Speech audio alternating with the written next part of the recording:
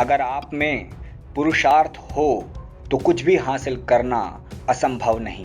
भारतीय इतिहास में मर्द तो अप्सराओं को भी ब्याह लाए थे। स्वागत है दोस्तों आपका हमारे चैनल पर। मैं आज आपको बताने जा रहा हूँ विवाह में घटने वाले संयोग।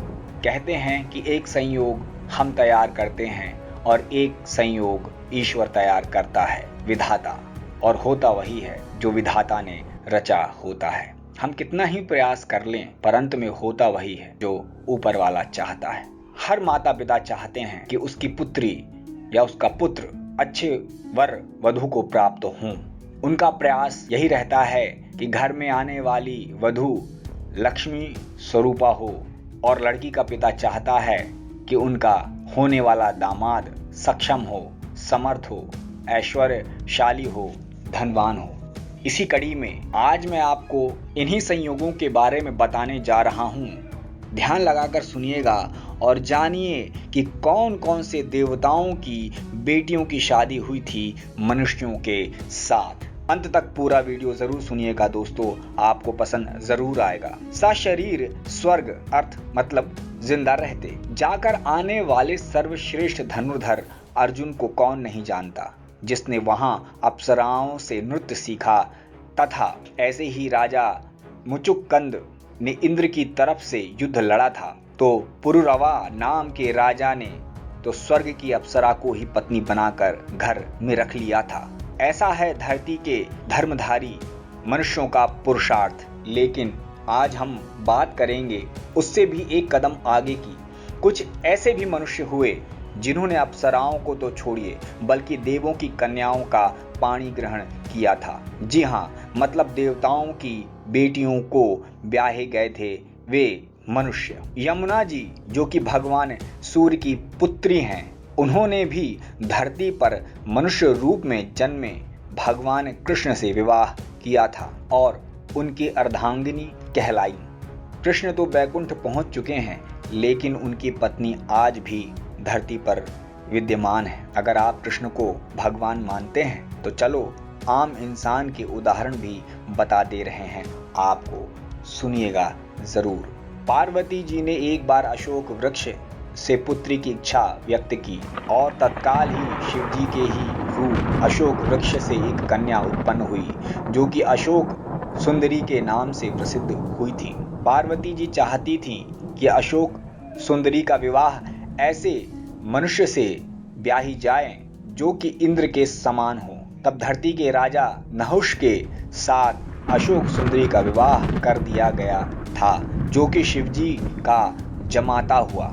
इस रिश्ते से और उनके जो पुत्र हुआ वो शिवजी का नाती। राजा नहुष के पुत्र का नाम ययाति था, जिससे कि आगे बढ़ते हुए कौरव, पांडव और यदुवंश हुए। ययाति के शुक्राचार्य को दिए एक पत्नी वचन को तोड़ने के चलते शर्मिष्ठा से विवाह करके उसे श्राप मिला था और वो तब बूढ़ा हो गया।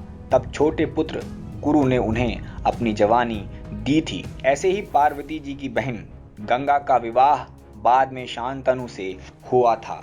शिवजी से मृत संजीवनी मंत्र पाने के लिए तपस्या कर रहे शुक्राचार्य भृगुपुत्र उष्णा ऋषि की तपस्या भंग करने के लिए इंद्र ने अपनी ही बेटी जयंती को भेज दिया था। तपस्या के बीच ही उन्होंने तब जयंती का पानी ग्रहण कर उसके साथ समागम किया और देवयानी नाम की पुत्री का जन्म हुआ। ऐसे ही ब्रह्मा जी की मानस पुत्री अहल्या को उन्होंने गौतम ऋषि के साथ ब्याहा था। तो ऐसे ये और इसके अलावा अनेक मनुष्यों ने अपने पुरुषार्थ से प्राप्त किया था देवलोक का भी ससुराल। तो दोस्तों कैसा लगा आपको जानकर? इसीलिए कहते हैं कि जो विधाता रचता है उसकी रचना में अपनी इच्छा मिला देनी चाहिए। इसका मतलब ये नहीं है कि भाग्य के भरोसे बैठ जाना चाहिए। भाग्य भी कर्म का ही एक स्वरूप है। प्रयास हमारा धर्म है, परिणाम विधाता के हाथ में है। जो परिणाम हाथ में आए, किसी भी रूप में हो, कुछ भी हो, उसे स्वीकार करके जीवन को प्रवाहित बनाए रखें। ये बातें इसलिए कह रहा हूं कि आज के युग में अक्सर देखा गया है, चाहे वो लड़का हो या लड़की, उनकी कामनाएं, इच्छाएं उन पर इतनी हावी हैं कि उनका ध्यान कर्तव्यों की तरफ यानी कि रिस्पॉन्सिबिलिटी की तरफ जाता ही नहीं है। वो एक अपनी ही दुनिया में रचे पचे रहते हैं। उनको हर वस्तु हर व्यक्ति अपनी सुविधा के अनुसार ही चाहिए, जो कि संभव नहीं है। आपने अनुभव किया होगा कि जब हम घर से निकलते हैं और कहीं जाने के लिए हमारा एक लक्ष्य होता है, एक बिंदु होता है, लेकिन उस बिंदु तक पहुंचते पहुंचते कई ऐसी घटनाएं घट जाती हैं जो हमारे कल्पना से परे होती हैं, जिसकी हमने कल्पना नहीं की होती है, जिसका हमने विचार नहीं किया होता है।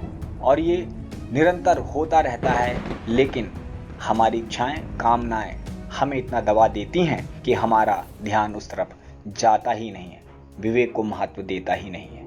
इसलिए मित्रों, पति पत्नी विवाह ये कर्तव्य है और इसको उसी रूप में देखें, उसी रूप में लें और अपने जीवन को सुचारू रूप से यापन करें। लड़का हो या लड़की, गुणवान होना चाहिए, शुद्ध पवित्र होना चाहिए। उसके वैभव और ऐश्वर्य की तरफ उतना चित्त ध्यान नहीं लगाना चाहिए। आशा करता हूँ आपको जानकारी पसंद आई होगी। लाइक करें, कमेंट करें, सब्सक्राइब भी करें। धन्यवाद।